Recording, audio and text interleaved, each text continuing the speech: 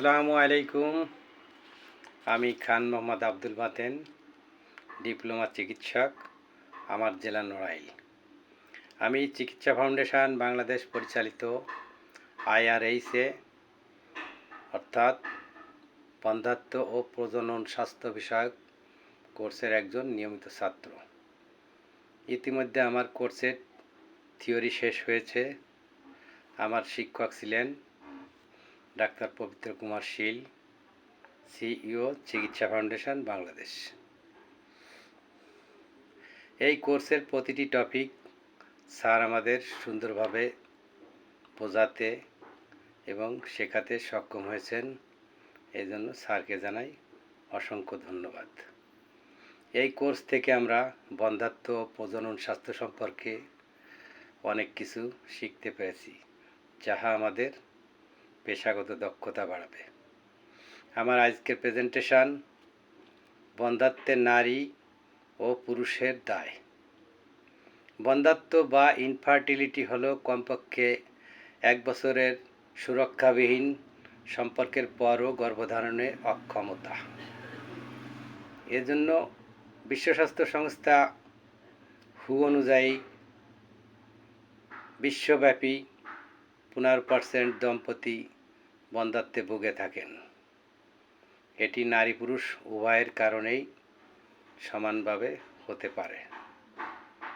Female factors: ovulatory disorder, PCOS, premature ovarian failure, fallopian tube block, tuberculosis, endometriosis, uterus problem, fibroid, uterine polyp, congenital anomalies, age after 35 years, ওভুলেশনলেস।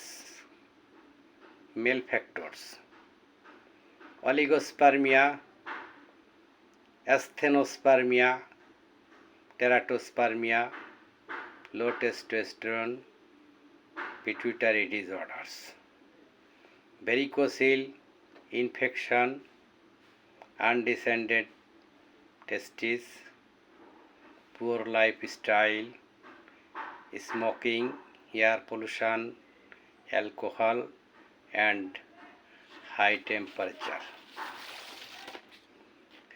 বিশ্ব স্বাস্থ্য সংস্থা WHO এর পরিসংখ্যান অনুযায়ী বন্ধ্যাত্বের দায় বিভাজন শুধুমাত্র নারীর কারণে 35% প্রায়, শুধুমাত্র পুরুষের কারণে 30% প্রায়, নারী পুরুষ উভয়ের কারণে 20% প্রায়, অজ্ঞাত কারণে আনএক্সপ্লেইনড ইনফার্টিলিটি 15% প্রায়। বিশ্ব স্বাস্থ্য সংস্থা WHO পরিষ্কারভাবে বলেছে, বন্ধ্যাত্বের জন্য নারী একা দায়ী নয়, বরং পুরুষের দায়ও সমান। একটি চমকপ্রদ তথ্য হচ্ছে, একজন সুস্থ পুরুষ প্রতিদিন প্রায় 100 মিলিয়ন শুক্রাণু উৎপাদন করতে পারে, অথচ এর মধ্যে খুব কম সংখ্যক শুক্রাণুই ডিম্বাণু নিষিক্ত করতে সক্ষম। একজন নারীর ডিম্বাণুর আয়ুকাল 12 থেকে 24 ঘন্টা, অথচ শুক্রাণু প্রজনন পথে 3 থেকে 5 দিন পর্যন্ত টিকে থাকতে পারে। এজন্য উভয়ের স্বাস্থ্য এবং পরিবেশ সব মিলেই গর্ভধারণের সম্ভাবনা তৈরি করতে পারে। পরিশেষে আমরা বলতে পারি, সামাজিকভাবে নারীদের দায়ী করা ভুল এবং অন্যায়, এটা বৈজ্ঞানিকভাবেও অন্যায়। বন্ধ্যাত্ব নিয়ে সমাজে যে ভুল ধারণা, কুসংস্কার প্রচলিত আছে, সেগুলো ভাঙার জন্য সচেতনতা বৃদ্ধি করা অপরিহার্য। ধন্যবাদ।